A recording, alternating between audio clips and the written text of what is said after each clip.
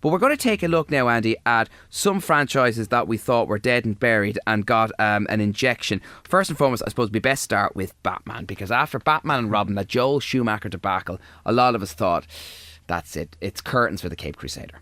It is, and George Clooney himself even said it. He's kind of, I've taken responsibility, I've killed the franchise now, that's the end of it.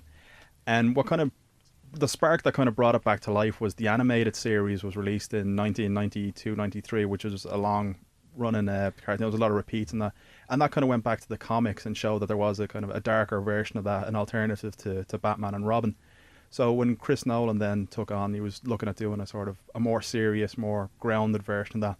And it's crazy to think now, but at the time Batman Begins, there wasn't an awful lot of hype, and when it came out, it was actually the only film that it actually done better on at the box office was Batman and Robin. But what it did was it kind of sowed the seeds that we're going to take this serious, and it was a good film. And then, you know, DVD and home video, everyone kind of got back around it, and that led then to The Dark Knight, which was the ultimate return then to Batman, which is now, I think it's the 4th highest grossing film of all time. It was the first superhero film to break $1 billion, and that just set box office records alike now. And now Batman is back again. We're to the point where it's been rebooted, 3-4 years after the last one. That's right. Actually, on a side note, what did you think of the Batman vs Superman trailer? I think there's no need for me to see the film now, because they've shown the whole thing in the trailer. They really have. I hate the way they do that. They condense the entire film into 3 minutes. You just feel like, would you just please leave something ambiguous? Now, James Bond. When Daniel Craig was announced as Bond, there was websites, one of which was Craig not Bond. Craig not Bond. All these detractors, and they all then went scurrying away and went underground, as it were, because he did such a fantastic job. But again, Bond needed a major shake-up after Die Another Day. It did, and ironically, Die Another Day was actually at the time financially the most successful Bond of all time. What it did was it kind of diluted the product of Bond so much, where instead of having the odd gadget here or there, it just became all about that. You had invisible cars, you god awful villains with diamonds in their face and everything. It just absolutely ruined it. And once that came out, everyone had lost interest in Bond. And it seems to be a recurring theme for these franchise reboots. It's going back to what made it so good in the first place. So when Daniel Craig came on, you made Bond more in the style of Sean Connery's, this remorseless womanizing bruiser, as opposed to this quip-happy gadget man and that Die Another Day kind of made. Let's just talk about 2 franchises that would be considered a gamble. The first one, which was critically lauded, was Mad Max, because Mad Max was hugely successful when it first came out in the late 70s, followed up by an even better film, its sequel, Mad Max 2, The Road Warrior. The third film, I think a lot of people are a bit like, wasn't great. Had a great song, though. Exactly, that's all I had going for you. Remember the song more than the film. And there was such a long wait until there was a new one, because really, I don't think anyone was really anticipating another Mad Max film. No, it was going to go ahead with Mel Gibson then, when it was going to be a direct sequel. Mel Gibson, unfortunately, went absolutely crazy, and that kind of put pay to that. And then Tom Hardy was cast in the role, and the film was, I think they had to do reshoots. So the Mad Max Fury Road was actually completed, I think, close to 2 years ago before it was released. And all signs kind of pointed this is going to be another disaster as well. But then, lo and behold, this absolutely incredible, for my money, one of the best and most original action films I've seen in years. I think Face Off or The Matrix were the last action films that I saw and thought, this is something different. We haven't seen anything like this before. And I think, again, that kind of went back to the first one, into the Road Warrior as well.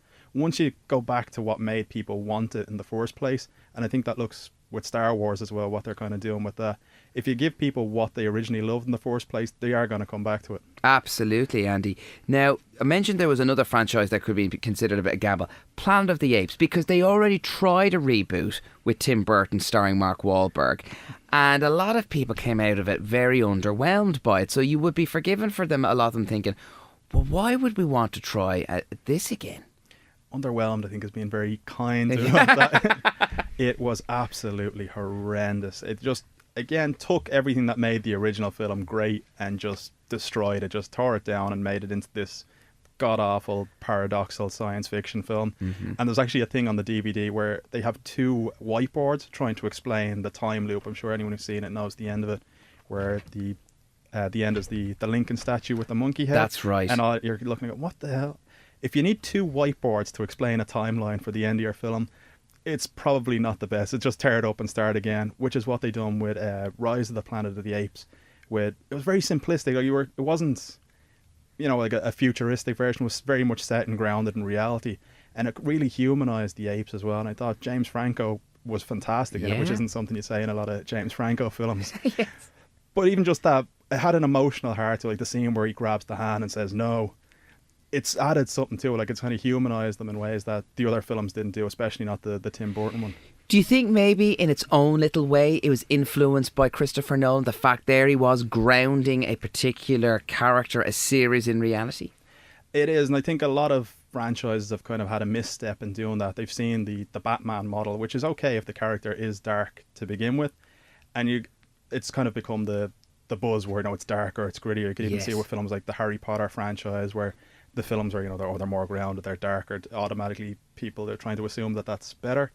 But films where it hasn't worked, films like the recent Fantastic Four reboot, where we've gone darker and grittier. Like, well, that's not what the Fantastic Four is about, and that's why I think it failed at the box office as well. And you look at Spider-Man as well. Look at that Amazing Spider-Man 1 and 2. Just didn't catch fire at all. Here we go again. It's out of the traps. Spider-Man again in Civil War. And audiences react to that as well. Like the Amazing Spider-Man 2 combined made less than the first Spider-Man. So when you give people what they want, Spider-Man 1 and 2, which is, the light quipping Spider-Man, they're going to react to it and they are going to go to it in droves. But if you take away what made people relate to the character, they're not going to be interested, and that's shown in the box office as well. Andy, always a pleasure to have you in studio. You can check out more of Andy's work on followingthenerd.com. Andy McCarroll, good to see you. Thanks a lot, Gordon.